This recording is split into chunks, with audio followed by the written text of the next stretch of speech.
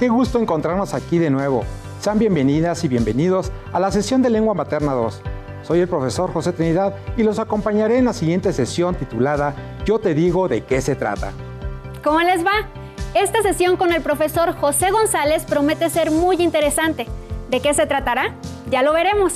Pero antes, recuerden que debemos mantenernos saludables. Hay que lavar constantemente nuestras manos con agua y jabón, usar cubrebocas de manera adecuada y, aunque juntos, mantener la sana distancia. Además, ¿ya hicieron ejercicio hoy? Comenzamos. En esta sesión, el aprendizaje esperado es lee cuentos y novelas latinoamericanas y el propósito es que logren escribir el comentario de una novela o cuento de algún autor a un autor latinoamericano, con la idea de recomendar una de estas lecturas y compartirlas con sus amigos o familiares. Lo que veremos ahora será un apoyo para abordar el tema, mismo que podrán revisar en su libro de texto. Ya hemos compartido algunas lecturas de Juan Rulfo, Jorge Ibargüengoitia, Carlos Fuentes, como parte de la extensa variedad de literatura latinoamericana contemporánea, que recordemos es aquella creada por las autoras y autores nacidos en los países de América Latina en los últimos 100 años. ¿Qué van a necesitar hoy? Sus mejores aliados para esta sesión son su cuaderno, bolígrafo o lápiz para tomar notas, anotar sus preguntas y realizar los retos.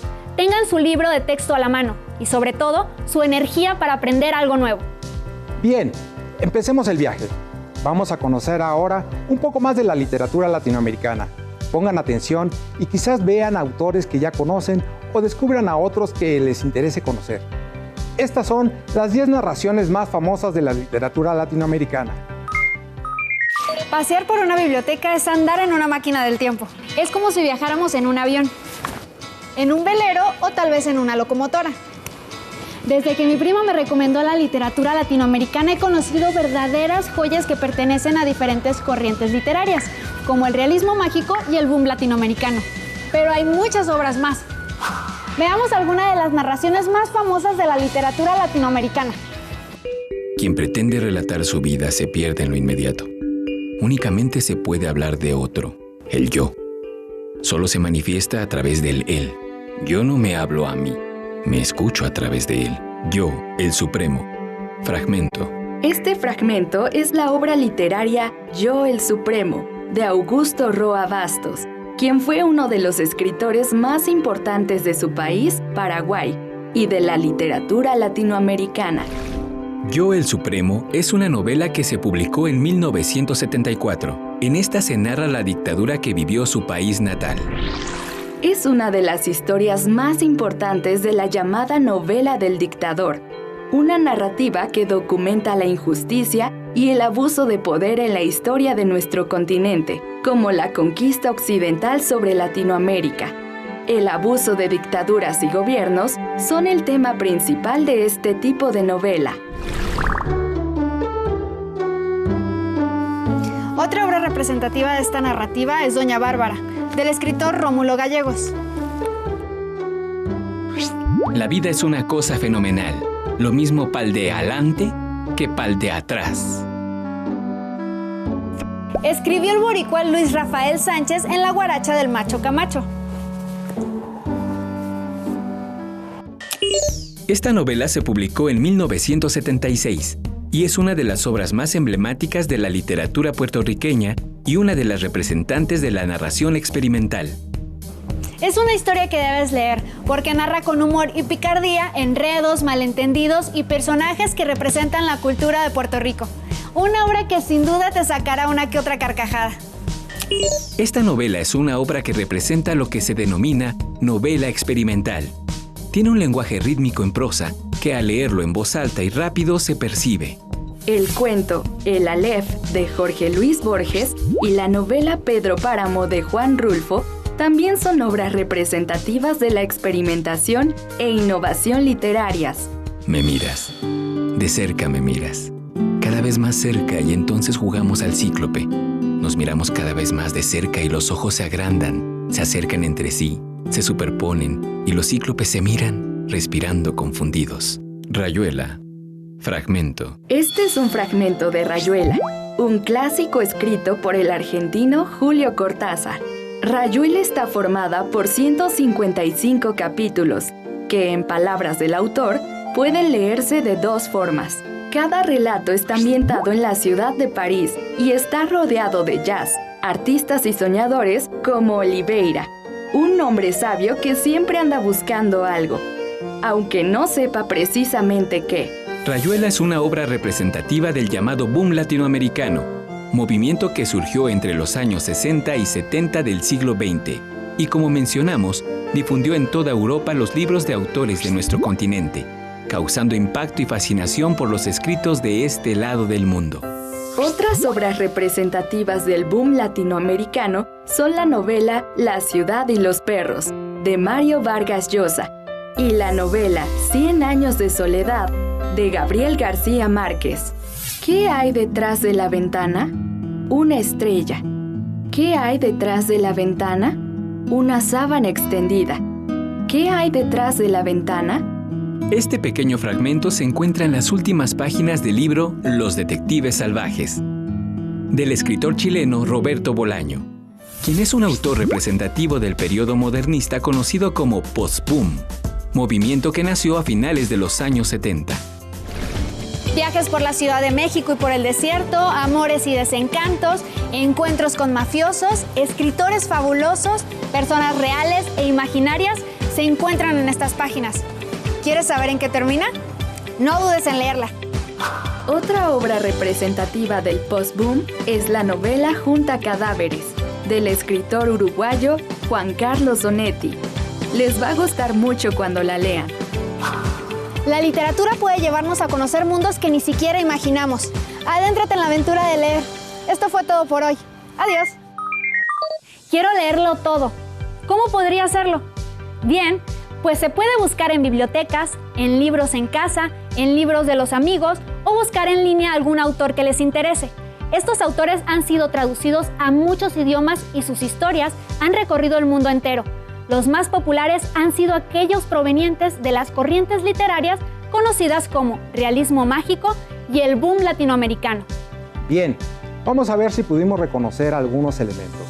¿Cuáles recuerdan que sean los temas recurrentes de estos ejemplos que vimos de la literatura latinoamericana?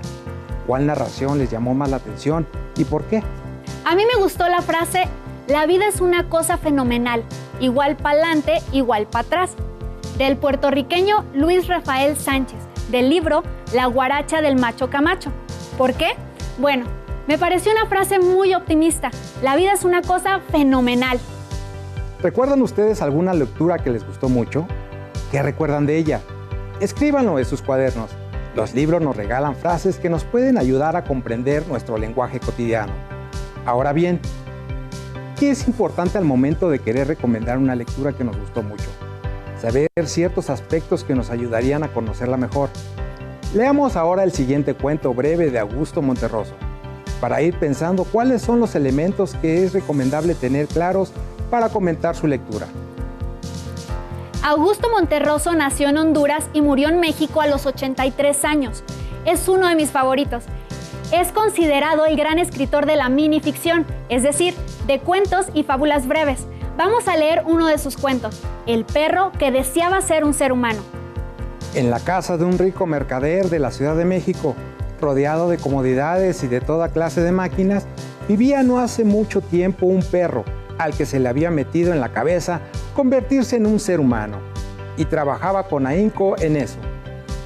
Al cabo de varios años, y después de persistentes esfuerzos sobre sí mismo, caminaba con facilidad en dos patas, y a veces sentía que estaba ya a punto de ser un hombre, excepto por el hecho de que no mordía, movía la cola cuando encontraba a algún conocido, daba 3 vueltas antes de acostarse, salivaba cuando oía las campanas de la iglesia, y por las noches se subía a una barda a gemir viendo largamente a la luna.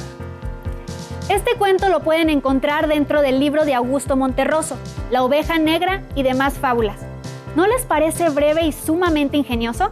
Así es la literatura de este autor.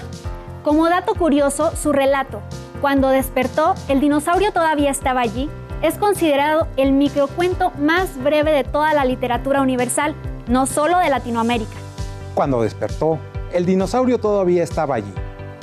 ¿Qué les parece si ahora vemos algunas preguntas importantes que tendrían que tener en cuenta al momento de realizar un comentario sobre una obra literaria? ¿Cuál es el título del cuento? ¿Cuál es el tema? ¿Cuál es el ambiente de la historia? ¿Cuál es el subgénero? ¿Quién es el personaje? ¿Pudieron responder alguna de estas preguntas? ¿Cuál les costó más trabajo? ¿Cuál sería el subgénero? Bien, según lo que hemos visto, esta obra puede considerarse un microcuento fantástico. Y lo que más me gusta es que el personaje es un perro, porque en la literatura no solo los humanos tienen voz. En la fantasía que nos comparte el autor puede tener voz un perro, una flor o una montaña. ¿Qué historia se les ocurre que le pueda suceder a un perro o a un pájaro? Les reto a que escriban en su cuaderno. Les aseguro que se divertirán muchísimo. Si a veces sentimos que no tenemos el tiempo suficiente para leer obras muy largas, los cuentos de Augusto Monterroso pueden ser una buena opción. Bien, hemos visto que para elaborar un mejor análisis de una obra literaria y poder hacer un mejor comentario sobre ella, además de reconocer los personajes, la trama y el ambiente en donde se desarrolla, es bueno saber el contexto en el que vivió el autor. ¿Qué de todo lo que hemos visto hasta ahora les ha interesado más? Anoten sus dudas e intereses en su cuaderno y no olviden pedir ayuda a su mejor aliado. Consulten su libro de texto sobre este tema. Como pueden recordar en sus sesiones anteriores, este cuento pertenece al subgénero fantástico, ya que se refiere a un perro que hizo todo por ser humano, lo cual no sucede en la realidad. La trama narra lo que quiso hacer, cómo lo hizo y al final si lo logró o no. Ahora veamos cómo es que podemos componer un comentario sobre una obra escrita. El comentario literario expresa las impresiones que causó la lectura de un cuento, narración u otra obra literaria, a partir de la historia, los personajes, la recreación de los ambientes u otros recursos que emplea el autor. Explica y justifica algunos detalles o la forma en que pueden ser interpretados. Pone de manifiesto un punto de vista sobre los valores que descubrió y profundiza en aspectos de contenido, sociales y de estilo, la escritura y el lenguaje utilizado. ¿Recuerdan haber escrito en alguna de sus sesiones el comentario de alguna narración literaria, de una serie, una película o alguna otra obra? ¿O bien, de habérselo contado a alguien? Cuando han ido al cine o visto una película por televisión, ¿lo han hecho? ¿Usaron alguno de los aspectos que menciona la imagen anterior? Yo estoy segura que sí, porque cuando una historia nos emociona, queremos compartirla y contársela a todo el mundo. ¿De qué trató? ¿Quién salió? ¿Dónde sucedía? ¿Sabían que hay muchas películas basadas en obras de autoras y autores latinoamericanos? Tenemos, por ejemplo, Como agua para chocolate, de Laura Esquivel, o La casa de los espíritus, de Isabel Allende. Sigamos viajando a través de los mundos que nos ofrecen estos autores. Conozcamos a uno más, Julio Cortázar. Casa tomada, de Julio Cortázar. Irene y yo vivíamos en una casa antigua muy grande, con tanto espacio como para resguardar el recuerdo de varias generaciones. Todos los días, puntuales, nos concentrábamos en las mismas actividades, pero la mayoría del tiempo, Irene se dedicaba a tejer. Una noche, mientras me dirigía a la cocina, escuché un ruido. Cerré de golpe. Habían tomado la parte del fondo. Tuvimos que vivir del otro lado de la casa, pero aún así, nos divertíamos mucho reunidos en el dormitorio de Irene. La última noche, antes de dormir, escuché otra vez los ruidos. Eran las 12 cuando nos fuimos. La casa había sido tomada. Me dieron ganas de leer más en Casa tomada de Julio Cortázar. Este narra cómo dos hermanos son expulsados de su propia casa familiar a causa de algo que se va apoderando de ella, hasta que los deja en la calle. ¿Qué podrá hacer? Reflexionemos ahora en este cuento de Cortázar. ¿Cómo se llaman los personajes? ¿Qué sucede en la casa? ¿Cómo se llama el cuento? ¿Y quién es el autor? ¿No les había dicho que Julio Cortázar es un escritor argentino considerado uno de los más originales e innovadores de su tiempo? Como observaron, es importante saber quiénes y cómo son los personajes, la trama, pero también el ambiente y quién escribió el cuento. En Casa Tomada hay ciertos elementos que nos pueden dar una idea de cuál es el ambiente que se desarrolla en la historia. Quizá no sepamos en qué época sucede, pero podemos descubrirlo por ciertos aspectos que nos aparecen como artefactos que usan o el lenguaje que utilizan. En cuanto a los personajes, aunque se nos dice muy poco, seguramente ustedes pueden intuir cómo eran, qué les gustaba hacer, cuál era su relación. La literatura escrita en nuestro idioma nos ofrece un amplio horizonte de posibilidades. Les reto a buscar más sobre ella. En casa, con amigos, en bibliotecas, en internet, seguro encontrarán algo que les acompañe a pasar una buena tarde y a descubrir otros mundos. Leer es una buena forma de viajar. Veamos cuáles son los elementos que debe de tener un comentario. Presten atención. Elementos que componen la estructura de un comentario. Estos son 6. Descripciones del ambiente, datos del autor y de la obra, mencionar trama y desenlace, describir aspectos de la realidad latinoamericana, característica de los personajes y aspectos de la diversidad lingüística. Espero que hayan hecho uso de su cuaderno y bolígrafo para apuntar estas palabras, o cualquier duda que tengan. Ahora, vamos a utilizar sus cuadernos para lo siguiente.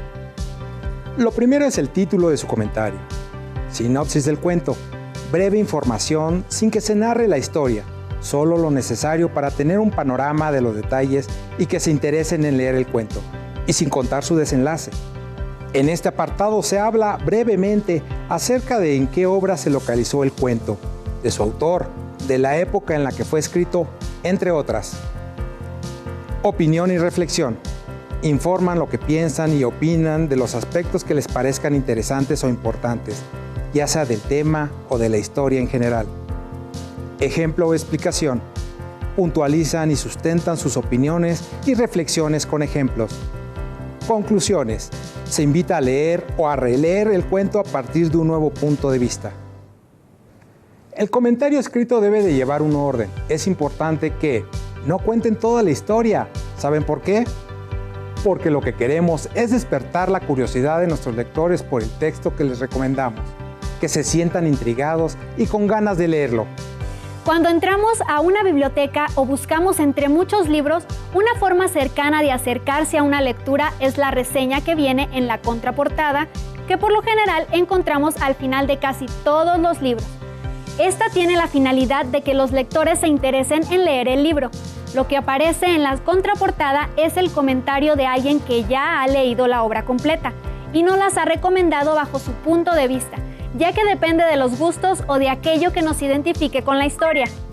De lo que han visto, ¿qué han imaginado? Todo esto les puede servir para escribir su propia historia. Así fue como empezaron estos grandes escritores. Las y los invitamos a revisar sus lecturas de los libros de Rincón, pues ahí encontrarán una gran variedad donde podrán elegir una novela, un cuento, un microcuento que los acompañe en una buena tarde de lectura. También pueden buscar en su libro de Lengua Materna 2, buscar en casa o pedirle a sus familiares algún libro prestado, donde encuentren relatos que al leerlos querrán compartir. Leer es una manera de conocer criaturas extrañas, casas que cobran vida, mares sin fondo. Les reto a que se atrevan a leer más. En esta sesión se ha hablado de la literatura latinoamericana y de los aspectos que deben tomarse en cuenta para escribir un comentario para compartir un cuento de esta naturaleza. Ahora ustedes pueden sin duda cumplir con el propósito esperado. Siempre les recomiendo tomar notas y registrar sus dudas e inquietudes o dificultades que surjan en la sesión. Estas las podrán resolver al consultar sus libros de texto o a reflexionar en torno a los retos propuestos. Si por alguna razón no pueden ver completa esta sesión o si la quieren volver a ver, consulten los horarios de repeticiones. Listo, hemos terminado por hoy. Aún nos queda mucho por explorar y descubrir. Nos vemos pronto. Hasta la próxima.